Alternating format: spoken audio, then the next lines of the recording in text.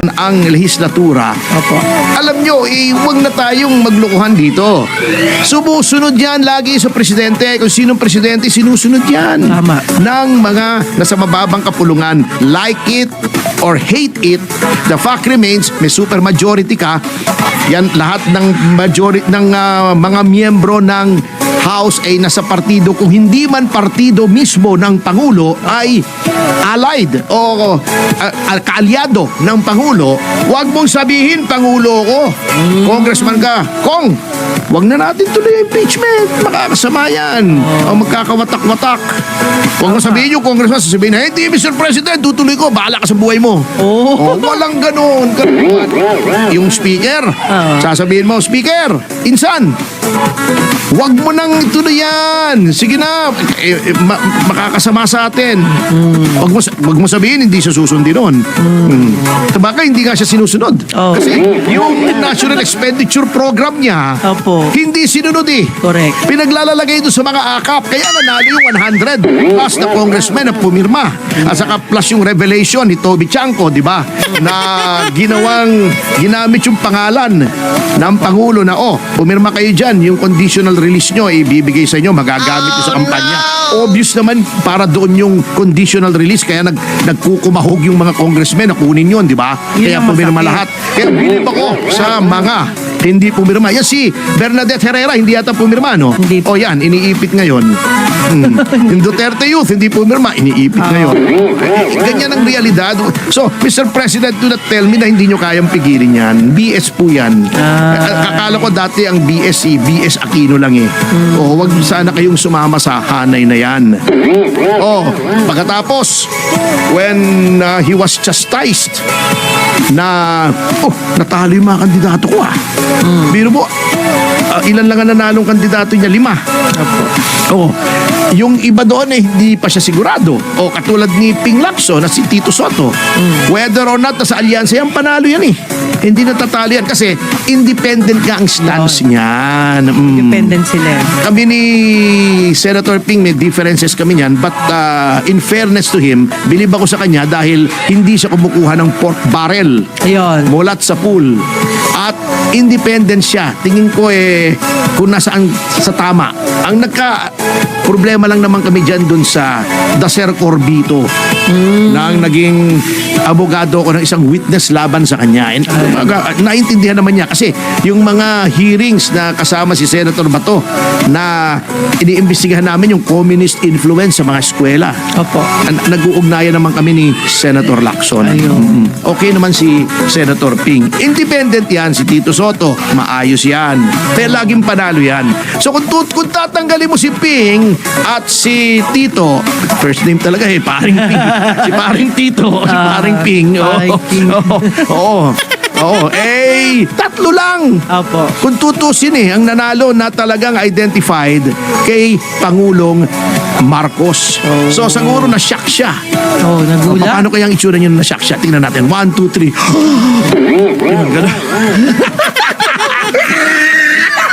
Isa pa siya. Na-shock si Pangulong Marcos. 1, 2, 3.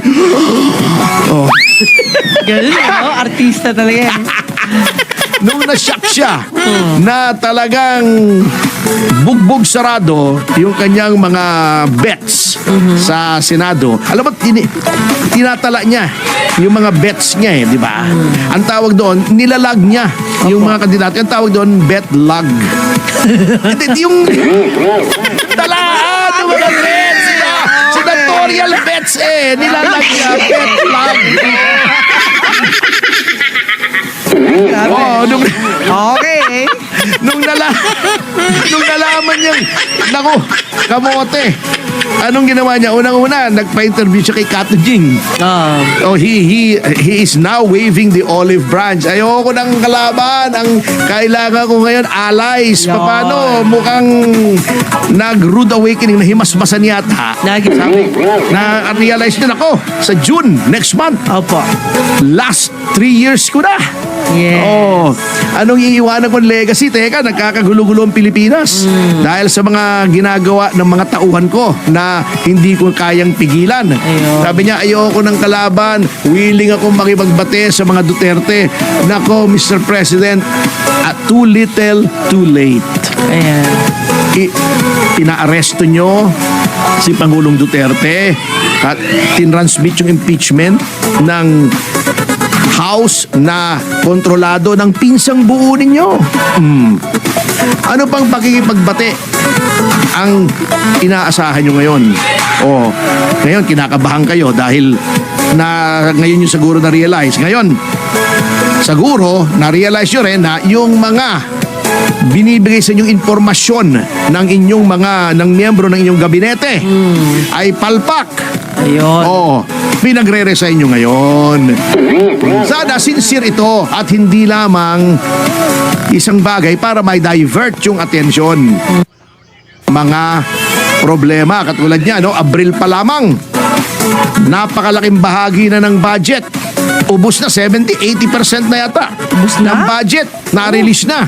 Bakit? Ginamit sa AKP, ginamit sa AX, ginamit pang re-election nung mga sa House of Representatives. Wala ng kwarta bago umuutang ng 25 billion. Kinat ng House yung expenditure ng modernization. Ngayon, natataranta i-supplement yung budget ng militar. Nako. Dahil nagiging agresibo ang China. Anong mangyayari doon sa dalawang warships na binili natin? 60 ang barko natin. Almost 800 ang China. 61 yun. Will it not make a difference? Alam nyo ba kung gaano karami ang ginagawa ng China? 10-20 ships a year yata ang ginagawa ng China. Grabe! Yung ginagawa ng China na dami ng ships sa isang taon, equivalent ng laki ng Italian Navy. Opo. Ng French Navy, hindi ko alam. Basta, Navy ng isang European country. Ganon kabilis at may sariling gawa. May sariling shipyard na gumagawa ng warships ang China. Hindi katulad natin, bumibili tayo, nagtitingi, sila, bulto-bulto kung bumili, kumbaga. Opo. Too little, too late, at wala nang naniniwala eh. Yan ang problema ngayon. There is a huge credibility gap between the president and the people. Yun ang masakit. Yun ang masakit. To the effect na, to the extent pala na, baka pag sinabi ni Pangulong Marcos ngayong araw na to, ngayon ay Huwebes, baka chicken mo pa eh. Hindi ka pa maniwala eh. Ngayon, ibubunto niya yung sisi sa mga gabinete. Pinag-resign niya. Nag-resign na, di ba? Ang dami na nag-resign. Alam niyo, Mr. President, ewan ko, hindi naman kayo makikinig, pero may masabi lang ako hanggang 2:25 at may 4 na minuto pa tayo. Ala. Alam niyo, unang-unang tanggapin yung resignation. Si DOJ Secretary Boying Remulla, hindi for anything else, with nothing personal, ngunit na-politicize po ang DOJ. Yun lang. Ang DOJ pinagtatakpan yung warrantless arrest kay Duterte. Ang DOJ ang nagpa-warrantless arrest kay Cassandra Leong. Inamin, ito hindi sub judice ito. Kaso ni Cassie Leong, hindi ako pupunta sa merits ha. Pupunta lang ako. Kinross-examine ko yung NBI agent na nag-aresto kay Cassie Leong. Inamin niya. Inutusan silang mag-aresto. Walang pinakitang warrant. Wala silang warrant nung inaresto si Cassie Leong. Hindi nila over sa house. Bagamat ang nakalagay, wala pong warrant eh. Arrest order for contempt. Na nakalagay doon, kapag arestuhin mo, i-turn over mo sa house. Bago sasabihin nung NBI agent, hindi po namin malaman kung kanino to turn over eh. Ayun na. 5 araw mong dinetain sa NBI, hindi mo alam kung kanino to turn over. Ayun ang house, ang laki. Kalahating oras lang from NBI headquarters, dalhin mo sa house. Dalhin mo sa Sergeant at Arms. Huwag mo sabihin walang Sergeant at Arms ang house ng 5 araw. Kalokohan yon. Yun lang. Ginawa nyong normal. Ginawa ng DOJ na normal yung pag-warrantless arrest, pag-abuso ng search warrant katulad ng ginawa sa Kingdom of Jesus Christ at sa Pamilya Teves. O ginawa niyong normal yung paggamit ng prosecutorial powers ng DOJ para tuligsain ang inyong mga political enemies. Yun, kung gusto niyo makarestore ang konting kredibilidad niyo, Mr. President, tanggapin niyo yung resignation ni Secretary Boying Remulla. Wag si John Vic, ha, maayos po yun. Opo. Sa tingin ko naman Yung more or kapatid. less. Oo. Yung kapatid. Oo. Okay. Boying kilala ko ito, maayos ito Hindi, napagod lang ho yun. Baka umakyat yung kapangyarihan sa utak. Meron yung Secretary of Agriculture nyo, Kengkoy, pasensya na ha. Anak yan ng isa kong malapit na kaibigan. Yung tatay niyan, si Francis Opo. Chu Laurel ay aking kaibigan. Matagal, dekada. Pero sorry, partner Francis, ha, dapat tanggapin na rin yan. Oo, marami po dyan dapat tanggapin, pero ito lang naisip ko. Ngayon, merong sinasabi si Chairman Garcia, hindi naman daw siya gabinete. Tama naman yun. Ang COMELEC ay Independent Constitutional Commission. So wala siyang plano. Ay, hindi ko alam. Kaya lang, gusto kong balikan niya kasi wala na tayong oras. Pag-aralan natin, may listahan ka dyan, ano? Yung mga nag-resign. Totoo. O yan, lahat naman halos, siyempre, pag sinabi ng presidente, mag-resign ka, magre-resign ka, wala ka ng choice kasi No choice. ikaw ay alter ego ng presidente. Yes. You serve office at the pleasure of the president and as long as you enjoy the confidence of the president. Pag pinag-resign ka ng presidente, ibig sabihin, wala nang kumpiyansa sa'yo. Tama ka. Ayan, maraming etong si Rex Gatchalian, okay ito, wag niyo tong pag-resign, wag niyo tanggapin ang resignation nito, Mr. President. He's doing very well. Itong si J. Ruiz, may bahid. Yun nga ang kontrata niya sa government. Tanggapin niyo ng resignation nito, Mr. President. Hayaan niyo na lang siya mangontrata sa gobyerno. Yan. Oo. Si Ralph Recto, madidisgrasya tayo dito kay Ralph. Kaibigan natin to, pero sorry ha, puro tax ang nasa isip nito Anyway, babalikan po natin yan sa pagbabalik ng Yes, Yo, Topacio. Pagkatapos sa mga commercial information, advertorials, patalastas, paalala, hanap po ay just in news, flash breaking news like at this moment. At kung ano-ano pang katsurbahan ating oras. Alas. Hapon, underground ang mga tangke niyan. Siyempre, yan yung gasolina, pag nilagay mo dyan, parang alcohol yan mamaya-maya, tuyo na yan. Nag-vent yan. Pag nag-build up yung pressure ng Marcos, minsan siguro yung impormasyon na nakakarating. Hindi nakakarating. Kasi di ba may kasabihan sila, it's lonely at the top. Pag nasa tuktok ka, yung impormasyon hindi agad makarating sa'yo, napifilter Tama. Oo, kaya minsan mali yung iyong desisyon. Yun. Tama. Katulad ng ginagawa ni Pangulong Marcos ngayon, sana sincere ito at hindi pa balat bunga, hindi pa kitang tao, yung kanyang panawagan na magbitiw ang lahat ng mga miyembro ng gabinete. Ito. Sagutak.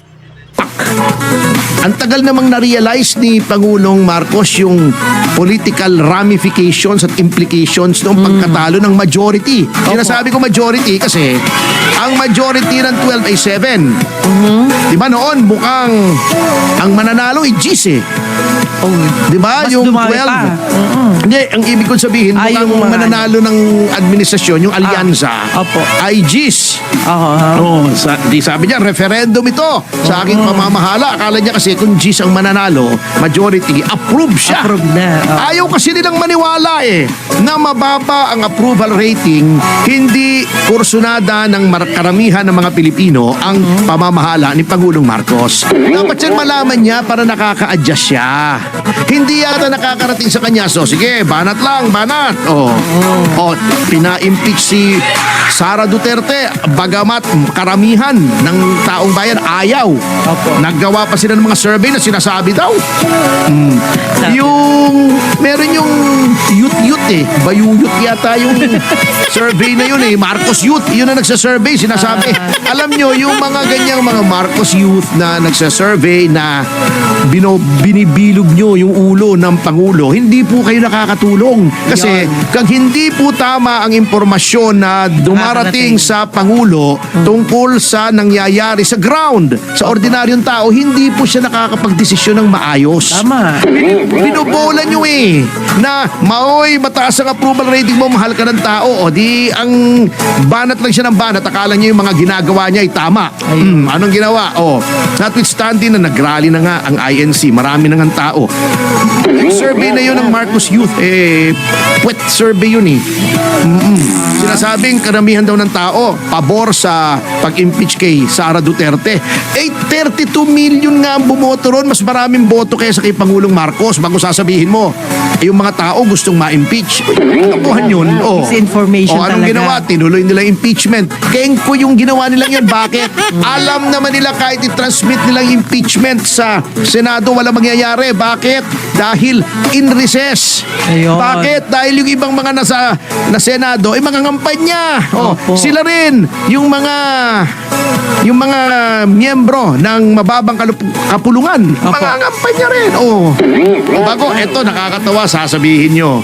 Hindi.